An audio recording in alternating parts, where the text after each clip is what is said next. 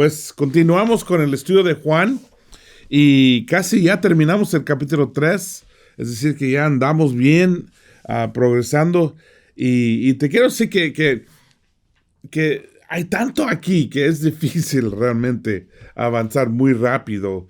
Ya hice la clase en inglés y me costó 30 minutos para cubrir un par de versículos. Y es que hay tanto ahí. Y eso es lo bueno, ¿no? Que la Biblia es tan llena, es como una caja de tesoro, ¿no?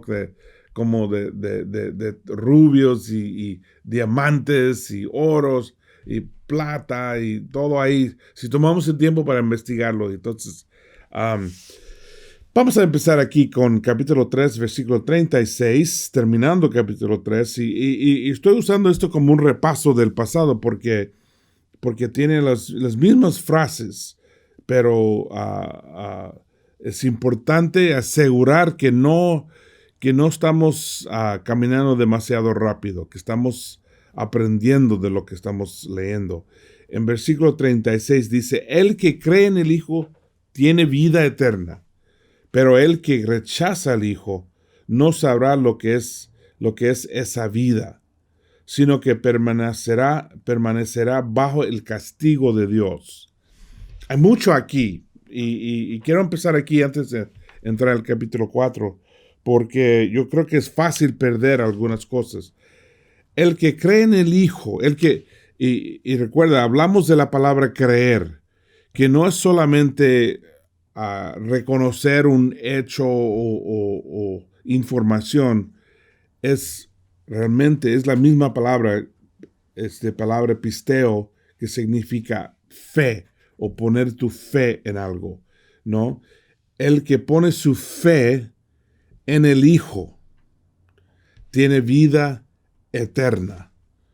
Entonces, esto es muy importante. No es cuestión de, si yo creo en Jesús, Él es Hijo de Dios, entonces yo soy cristiano y voy a tener vida eterna. No. Es poner la fe. Y recuerda que poner la fe es confiar en algo. Es poner tu vida en sus manos. Es contar en esto. Es poner tu esperanza en esto. Es que esto sea tu piedra, ¿no? Tu ancla en los tiempos difíciles. Eso es fe. Y la palabra pisteo significa todos esos conceptos. Y yo creo que muchas veces lo leemos, el que cree como, yo creo en, no sé, yo creo en cualquier cosa, y es información, pero no es información, es una realidad muy importante. Y dice, el que cree o que pone su fe en el Hijo, tiene vida. Y ya hablamos de la palabra vida. Estamos hablando de zoe en el griego, no bios. Es decir, el concepto de una vida buena, una vida donde uno puede tener propósito, donde uno tiene satisfacción, donde uno se siente bien. Es calidad, no es respirar y comer y dormir. No, esos bios, los cosas de ser vivo, ¿no? De andar vivo. Esto es más, cuando alguien dice una buena vida, está hablando de zoe, ¿no? Cuando alguien dice que yo tuve una vida llena, buena, está hablando de la calidad, ¿no? De la vida. Y esto es lo que es zoe. Entonces, el que pone su fe en Cristo tiene buena calidad de vida y vida eterna. Es decir, no es por una vez, es para toda la vida. Y no termina con la muerte, sigue aún después de la muerte. Pero no tienes que esperar hasta la muerte. Puedes tener vida, zoe, ahora. A pesar de los muchos problemas que hay en este mundo, a pesar del sufrimiento en el mundo y de lo malo, aún uno puede encontrar zoe, uno puede encontrar vida llena, vida rica, La vida que Jesús dijo cuando Él dijo, yo soy la vida. Eso es lo que significaba. Entonces, esto es como un resumen de capítulo 3, pero es muy importante entender eso. Poner tu fe en Cristo es tener una vida llena, buena, de buena calidad. En este mundo y en esta vida, todos van a tener retos. Todos van a sufrir algo. Todos van a pasar por tiempos difíciles. Y ahora mismo hay millones pasando por tiempos difíciles. Pero sin embargo, el mensaje de Cristo no cambia.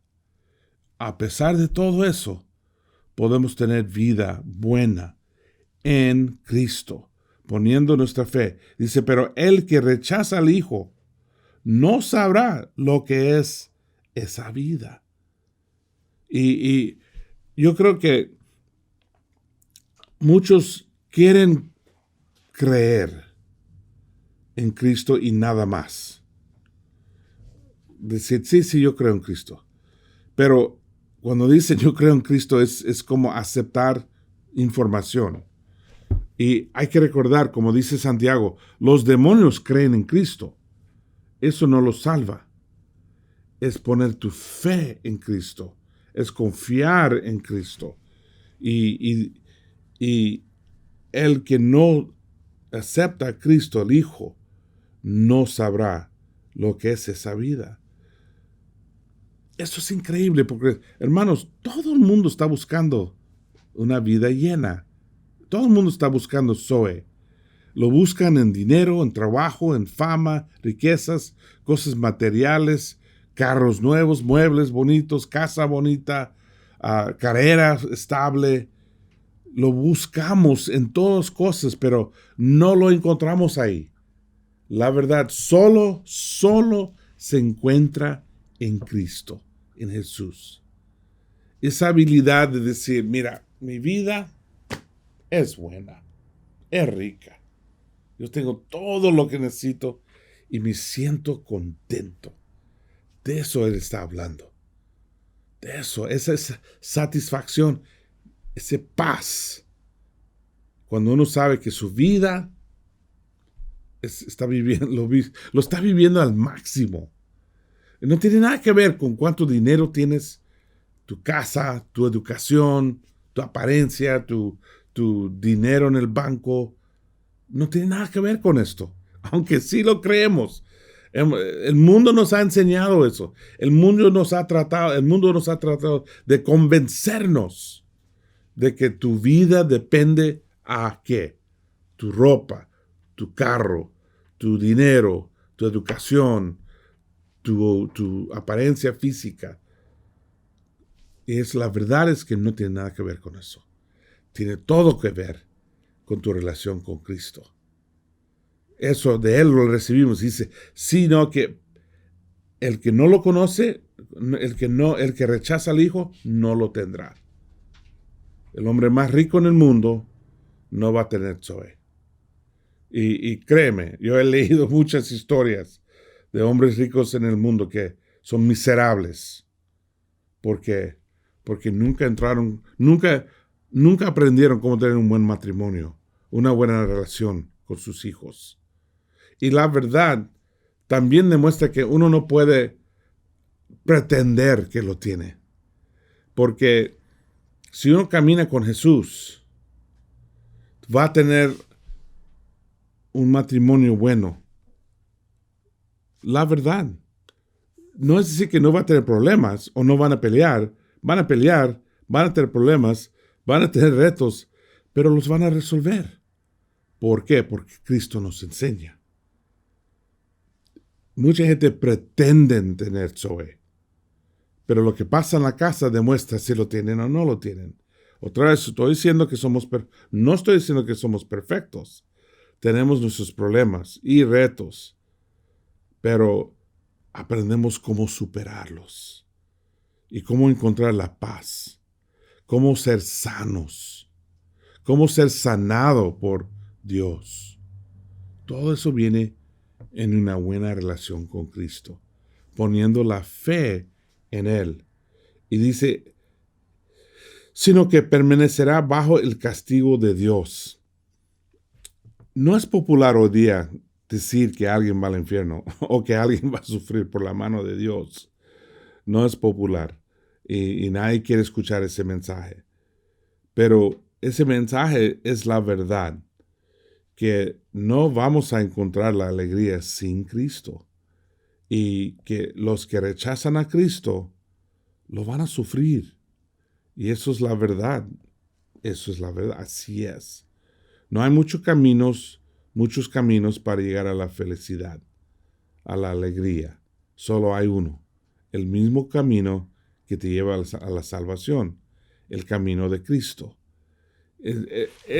Esas frases son la base del cristianismo. Son la base de nuestra fe. Ahora vamos al capítulo 4. Jesús se enteró de que los fariseos sabían de que él estaba haciendo y bautizando más discípulos que Juan, aunque en realidad no era Jesús quien bautizaba, sino sus discípulos. Por eso se fue a Judea y volvió otra vez a Galilea. Entonces empezaron a saber ellos que los fariseos estuvieron contando quién tiene más discípulos, quién tiene... Aún eso demuestra un poquito el corazón del fariseo. Siempre está en competencia. Y se dieron cuenta de Jesús está creciendo más que Juan. Eso todo fue a propósito. Juan dijo, yo voy a llegar a ser menos y él tiene que llegar a ser más. ¿No? Juan dijo eso. Juan empezó un movimiento que, la verdad, llegó a ser bastante grande, probablemente miles de personas, pero todo era preparación para el Mesías, para Jesús. Entonces, cuando Jesús empezó su movimiento, Juan dirigía a todos sus seguidores a Jesús. Como Juan el apóstol era seguidor de Juan Bautista. Y luego empezó a seguir a Jesús. Y eso fue el plan desde el principio. Pero fíjate que dice que los fariseos estuvieron contando. Ellos estuvieron mirando y observando que quién tiene más y quién está creciendo más que el otro. Y dice, aunque en realidad no era Jesús quien bautizaba, sino sus discípulos. Y eso es muy interesante que lo ponen ahí porque demuestra de que desde el principio Jesús estaba haciendo discípulos. Y un discípulo, ¿qué hace? Hace más discípulos. Es decir, que él no bautizaba a los miles. Él bautizó a algunos que bautizaron a otros, que bautizaron a otros. Entonces, él ya no era la persona bautizando. Sus discípulos estuvieron bautizando. Así debe ser. Así debe ser. Que cada persona que sea bautizada vaya y busca a otros para enseñar, hacerles seguidores, discípulos de Cristo y bautizarlos. Y por eso se fue de Judea y volvió otra vez a Galilea. Entonces, él regresa a Galilea. Galilea era su tierra, no era... Ahí está Nazaret, ahí está Capernaum, donde él pasaba mucho tiempo y hacía muchos milagros. Te voy a enseñar un mapa del área, pero déjame leer esto primero. En versículo 4, como tenía que pasar por Samaria, llegó a un pueblo samaritano llamado Sicar, cerca del terreno que Jacob le había dado a su hijo, José. Ahí estaba el pozo de Jacob. Jesús, fatigado del camino, se sentó junto al pozo. Era cerca del mediodía. Sus discípulos habían ido al pueblo a comprar comida. En eso llegó a sacar agua una mujer de Samaria. Y Jesús le dijo, dame un poco de agua. Hay mucho aquí para observar. Primero, dice que tenía que pasar por Samaria. Ahora, él quería pasar por Samaria. No era la ruta normal. La ruta normal, voy a enseñarte un mapa. La ruta normal, si tú ves ahí donde dice Galilea y abajo dice Judea, obviamente la ruta directa es ir como una línea cruzando Samaria, de Galilea a Judea. Pero los judíos nunca hacían eso. siempre fueron al río Jordán y caminaban por el río, es decir, fueron alrededor de Samaria. Nunca querían pasar por Samaria y fueron a Judea. ¿Por qué? Bueno, porque había mucho odio entre los samaritanos y los judíos. Los samaritanos, ellos eran un pueblo de raza mixta. Puedes leer de esto en Segunda de Reyes 17, habla de que el rey de Asiria sacó los judíos y plantó muchos asirianos. Y la gente mezclaron y formaron una religión medio judío y medio pagano. Y por eso los judíos los odiaron. Ellos tenían un templo, ellos tenían sacerdotes, ellos tenían todo, igual que los judíos. Y aún decían ellos que podrían adorar a Dios ahí y que deben adorar a Dios ahí. Y eso enojaba mucho a los judíos. Era como una mala copia, ¿no?, del judaísmo. Entonces odiaban los samaritanos. Nunca pasaban por Samaria. Siempre pasaban alrededor de Samaria, o por la playa o por el río Jordán. Pero ahí tú ves a Jesús cruzando en medio de Samaria. ¿Qué nos enseña de Jesús? Uno, nos enseña que a Él no le importa la raza. Él ama a todos. Él pasó por Samaria. Y hay algo de Jesús. Si te das cuenta de muchas de sus historias, cuando es alguien positivo, muchas veces son extranjeros. ¿A quién dijo él? Me asombra su fe. Un italiano, un soldado. ¿A quién dijo que dio el ejemplo de alguien que salvó a alguien en el camino? Un samaritano, el buen samaritano, ¿no? Y ¿quién limpió sus pies con lágrimas? Y él notó su fe. Era una mujer se llama Tierre, creo en español, y Sidón, ¿no? Era una extranjera. Él siempre está levantando los extranjeros, también siempre usando mujeres. ¿Quién fue la primera persona a anunciar la resurrección? Una mujer.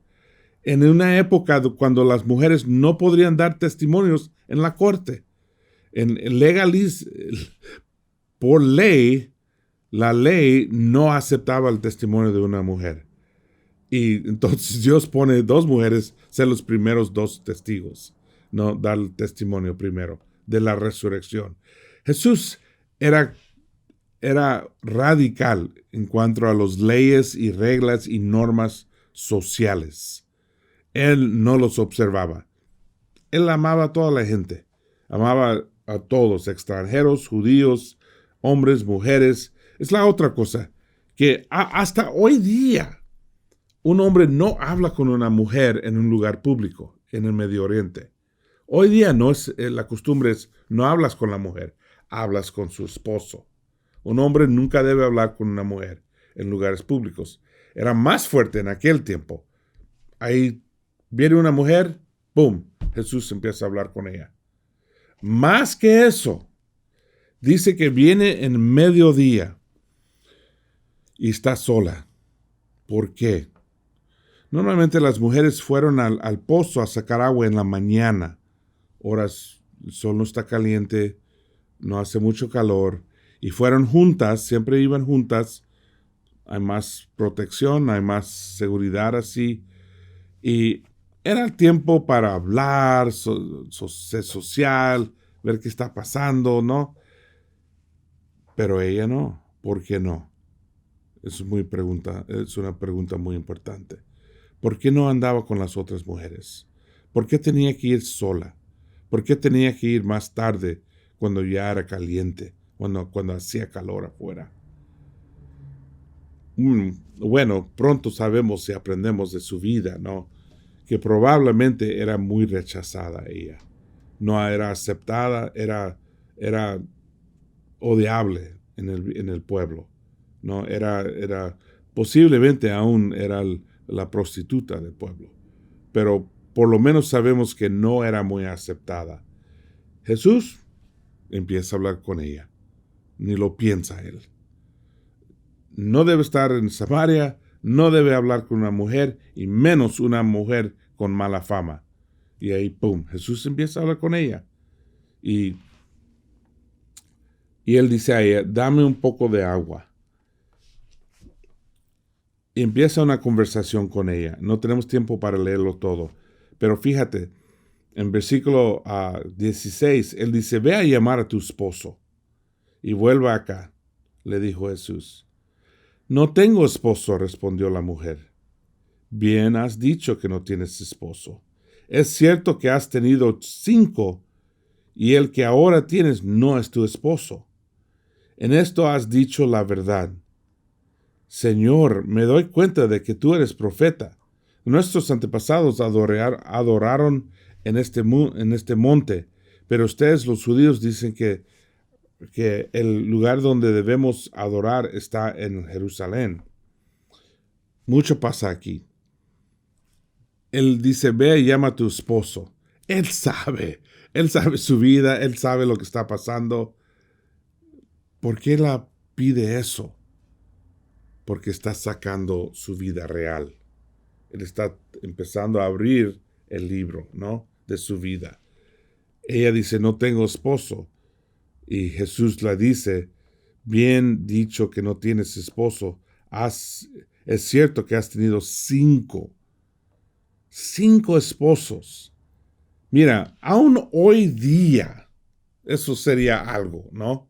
Eso sería como, ¿qué te pasa, mujer? 5 esposos, ¿no? Obviamente hay problemas grandes aquí. Y él dice, y el que tienes ahora, es decir, el hombre con que está viviendo, no es su esposo. Entonces, aún según el criterio de hoy día, eso sería un desastre. Pero en este tiempo, no, completamente no aceptable. Y obviamente ella tiene problemas grandes. Ahora, fíjate lo que ella hace. Ella dice, nuestros antepasados, bueno, primero dice, me doy cuenta que tú eres profeta. Ella nota que, este hombre sabe todo. Ya sabe todo de mi vida y ni hemos platicado mucho. No, se da cuenta rápido ella que Jesús no es un hombre normal. Pero luego empieza a decir, nuestros antepasados adoraron en este monte, pero ustedes, los judíos, dicen que, etcétera, etcétera. Ella quiere levantar una discusión religiosa. Me he dado cuenta que para muchos es más fácil hablar de cosas religiosas que hablar de tu vida personal. Y ahí es cuando llegamos al grano de tu religión. ¿Cómo va la familia en la casa? ¿Cómo va tu matrimonio? ¿Cómo están las relaciones con tus hijos? ¿Cómo están ellos? ¿Cómo van tus amistades? ¿Cómo va tu pureza? Esas son las cosas que realmente demuestran tu religión, tu nivel de discipulado. Si puedes pedir perdón y resolver una discusión. Si puedes perdonar y tener buenas relaciones. Si puedes tener paciencia y no andar enojado en la casa todo el tiempo. Estas son las cosas que demuestran que somos discípulos verdaderos, que seguimos o ponemos nuestra fe en Cristo y tenemos Zoe, tenemos vida llena, vida buena, no falsa. No pretendemos ser religiosos. Más fácil ser religioso, hablar de cosas religiosas. Jesús no lo aceptó. Él habla a ella directamente de su vida y que la está ofreciendo algo mucho más importante que cuál monte vamos a adorar o cuál templo debo visitar. En versículo 25 dice ella, sé que viene el Mesías, al que llaman al Cristo, respondió la mujer. Cuando Él venga nos explicará todas las cosas. Eso soy yo, el que habla contigo, le dijo Jesús. Es interesante porque aquí ya Jesús Ya no está escondiendo nada, lo dice claramente. Cuando ella dice, mira, yo sé que el Mesías viene, él dice, ese soy yo, el que habla contigo. Él es el Mesías. Él es el único Mesías. Y otra vez, importante entender eso. Y terminamos capítulo 4. Dice, en esto llegaron sus discípulos y sorprendieron de verlo hablando con una mujer, aunque ninguno le preguntó, ¿qué pretendes? ¿De qué hablas con ella? Mira, ellos dejaron de preguntar a Jesús estas preguntas porque yo me imagino que cada día él tenía sorpresas. Cada día él hacía cosas que les impactó, que ellos siempre andaban impactados, ¿no? Y siguiendo a Jesús, ya nada más era sorpresa. Dice, la mujer dejó su cántaro, volvió al pueblo y le decía a la gente, vengan a ver un hombre que me ha dicho todo lo que he hecho. Fíjate, me encanta esto porque ella es tan impactada por Jesús. Él habla a su corazón, no habla de tonterías religiosas, habla a su corazón, de su vida, de cómo Él la puede ayudar y cómo Él es la solución de sus problemas. Es tan impactada, regresa a su pueblo diciendo, me ha dicho todo lo que he hecho. No dijo todo lo que ella ha hecho, pero dijo de cosas importantes, ¿no? Ella fue tan impactada. Probablemente exagerando un poquito, pero así somos cuando estamos muy emocionales. Exageramos. ¡Wow! Todo es increíble, todo es fantástico. No todo, pero tanto sí impactado. Ella fue tan impactada. Y dice, vengan a ver un hombre que me ha dicho todo lo que he hecho. ¿No será esto el Cristo? Y salieron del pueblo y fueron a ver a Jesús. Mientras tanto, sus discípulos le insistían, Rabí, come algo. Yo tengo un alimento que ustedes no conocen, replicó él. ¿Le habrán traído algo de comer? Comentaban entre los discípulos. Dos cosas. Uno, esto es evangelismo. Es compartir algo bueno. Evangelismo es compartir las buenas noticias de Jesús.